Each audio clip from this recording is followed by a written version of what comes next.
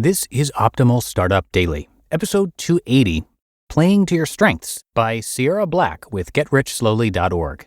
And welcome back to Optimal Startup Daily. My name is Dan, and I'm here with you 7 days a week, including holidays, reading to you from some of the best blogs on entrepreneurship that we can find.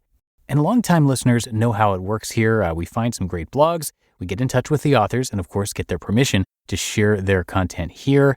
So if you have any ideas for either an author that you think we should reach out to, or maybe a topic that you haven't heard me cover enough or even at all during your time listening, come share those ideas with us at oldpodcast.com. That's the word old, O-L-D, podcast.com. But for now, let's get right to today's post as we optimize your life. Playing to Your Strengths by Sierra Black with GetRichSlowly.org. Shortly after finishing college, a friend of mine was fired from his first job. He kept showing up to work late, sometimes hours late.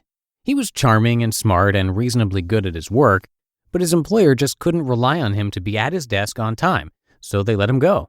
After a short, frantic job search, he leapt into the next job he was offered, as a teller at a bank. He didn't last long in this job either.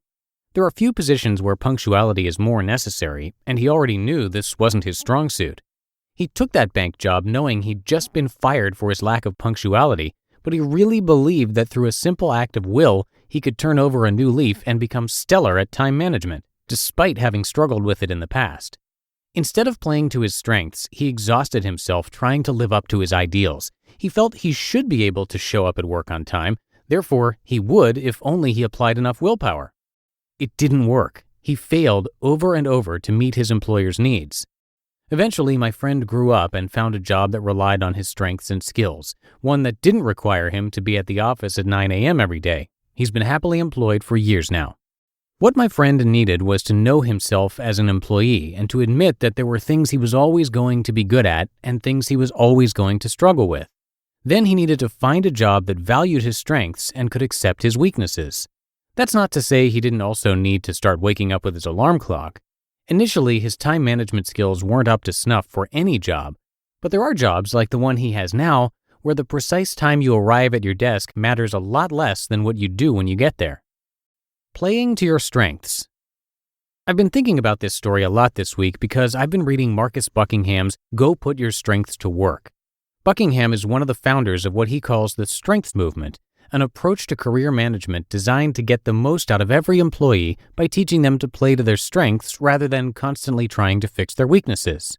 At the core of Buckingham's philosophy is the notion that you should focus your work life on the things you're good at and steer yourself away from the things you're bad at. This is a better strategy for individuals and companies than trying to correct weaknesses, he says. No one can be good at everything. Find out what you are good at and do that, and you'll be more effective at your job. You should also have more fun doing it. Note: JD has mentioned this philosophy before in a roundabout way. For instance, in his review of the 4-Hour Workweek, he quoted this passage. Quote, "Emphasize strengths, don't fix weaknesses. Most people are good at a handful of things and utterly miserable at most. It is far more lucrative and fun to leverage your strengths instead of attempting to fix all the chinks in your armor." End quote. JD's admonition to do what works for you is nothing more than a call to play to your strengths. End note.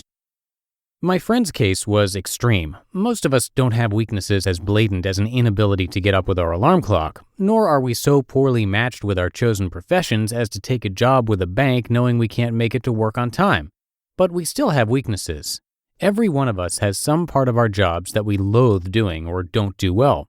Each of us also has strengths.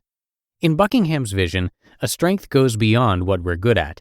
It's the aspects of our professional lives that make us feel energized and alive, the stuff that engages our attention so thoroughly we lose track of time while doing it, the places where we're at our most creative, the things we're most committed to following through on.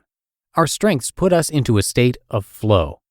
Buckingham argues that our innate strengths and weaknesses are established fairly early on in life. Yes, we can improve on our weaknesses, but we'll never completely overcome them. He believes we're better off focusing on our strengths. As he puts it, you will grow the most in your areas of greatest strength. He goes on to say, quote, "If you take nothing else away from this book, take this. You have development needs, areas where you need to grow, areas where you need to get better. But for you, as for all of us, you will learn the most, grow the most, and develop the most in your areas of greatest strength. Your strengths are your multiplier. Your strengths magnify you." End quote. But how do you do this? Identifying your strengths. Much of Buckingham's book is devoted to helping readers identify their strengths and figure out how to bring them into play in their workplaces. He defines a strength as something that has the following 4 characteristics. 1. Success. A strength is something you're good at. I love playing Scrabble, but it's not a strength of mine. I can tell because even though I enjoy it, I lose most of the games I play. If I wanted to become a professional Scrabble player, I'd have a long uphill battle ahead of me. Being successful isn't enough, though. People are often very good at things they don't enjoy. That doesn't mean they should pursue those things. 2. Instinct. Buckingham writes, quote, "Your strengths have an I can't help but quality to them." End quote. They're the things you'll do for love. Writing is like this for me. I write for a living, but I also do it to relax, to play, and to make sense of my life. If I don't have any work in progress on my desk, I'll make something up. I don't write because it's my job. Rather, it's my job because I kept doing it for a long time when it was simply a passion. 3. Growth. Strengths allow you to grow. Buckingham provides a roadmap to knowing when you're experiencing that growth. Pay attention to when you feel happy and when you feel focused. Look for the things that feel easy, he says. The activities in which you're most likely to experience flow, losing track of time as you're completely and happily absorbed in your work. Those are your strengths, the things that energize you as you work at them. And 4. Needs. Your strengths fill a need. When you've done something you're strong at, you feel a kind of deep satisfaction. A sense, as Buckingham puts it, that all is right with the world. That feeling of rightness is a pointer that you're doing something right, something you should keep on doing. No matter how tired you are when you're finished, you don't feel mentally or emotionally drained. Your work feeds you rather than taking away from your well-being. Can we all really have work that is personally satisfying? Buckingham really believes we can. According to Buckingham, most of us need make only small adjustments to our existing jobs. We've already found employment that has the potential to use our strengths. We just need to tweak things so we have the best chance to shine.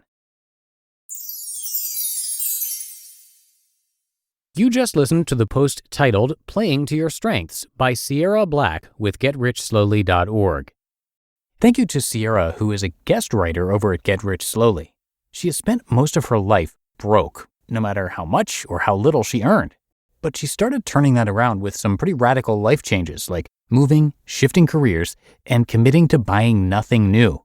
Sierra and her family live in the Boston area, and sustaining a family of 5 on one salary has led to some creative frugal maneuvers over the years, especially living in an expensive urban area. Now, when Sierra isn't working magic on her family's finances, she writes about personal finance, sustainable living, and parenting. So thank you to Sierra for this post and to JD for letting us share the articles from his site.